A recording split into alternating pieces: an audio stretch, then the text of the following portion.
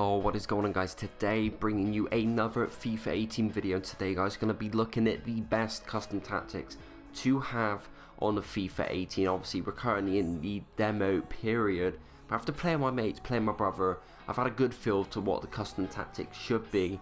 And obviously we know that defending is very difficult in the game, so obviously we're going to have a tendency to have quite a defensive set of custom tactics, but we'll get onto that. Anyway, so on screen, guys, is the custom tactics that I suggest that you should have on FIFA 18. So obviously we want the build-up play to be very, well, fairly fast anyway, because if the build-up play is fast, you're more likely to catch their players out of position. That's exactly what you want.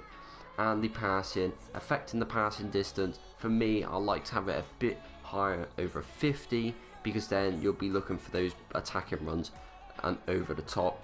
Pretty self-explanatory right there. Build-up play isn't too important in my opinion anyway, and obviously position, organised. Now with the chance creation, guys, the amount of risk in pass decision, obviously your players are going to be making more of those, risky attacking runs in the final third, making those runs over the top, because obviously there's a lot of risk in making those passes. The more you increase this passing stat, the more likely players are going to make those risky runs, and you're more likely to score one or two more goals.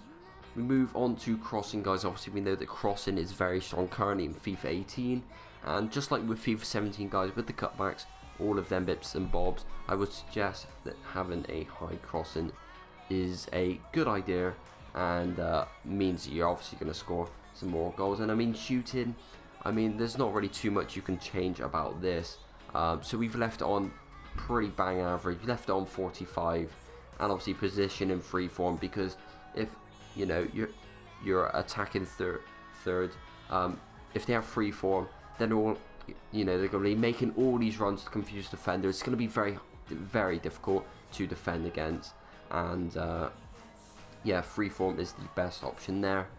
And we move on to the final and probably the most important settings for this custom tactics. We know defending is very difficult. If you concede no goals, guys, you're going to win the game. Pretty self-explanatory, but I know. And these really are the best tactics to defend on the game. So obviously with the attacking runs over the top, guys, you don't want your pressure to be too high, because if your team are pressuring high up the pitch, your players are going to be dragged out of position. The other team will be able to knock these passes between your team and get so many easy chances against you. Really not a good idea. Now we move on to aggression, guys. Very important yet again. It affects the team approach to tackling the ball possessor. Now, this way, if your aggression is all the way up to, say 80, your players are going to be pulled out of position. They're going to be dragged to the ball possessor, and there's going to be a lot of gaps left open in your defense.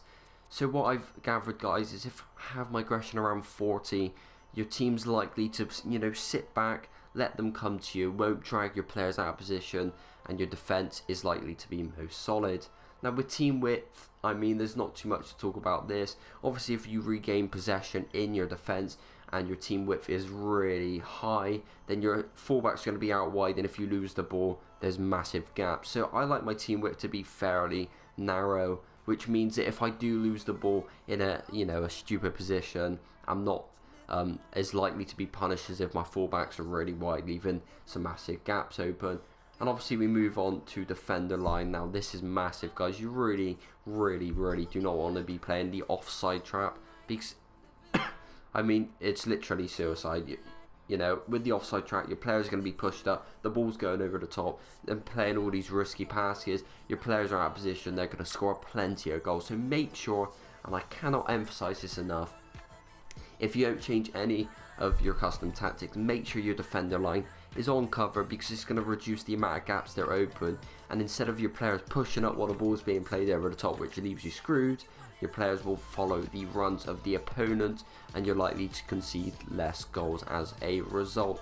So that's all for this video, guys. I just wanted to give my input on what I thought was the best custom tactics for FIFA 18 so far. Obviously we know defending is difficult, crossing is quite overpowered, And obviously, if defending is difficult and your players get dragged out of position easily, you want to be making more risky passes. And obviously, I've adapted my custom tactics to that. So if you want to copy them, guys, you know, just pause the video, go and do so. But I hope you did enjoy, guys. If you did, make sure you smash the like button, subscribe if you're new, guys. Thank you so much for watching, and I will see you guys on my next video.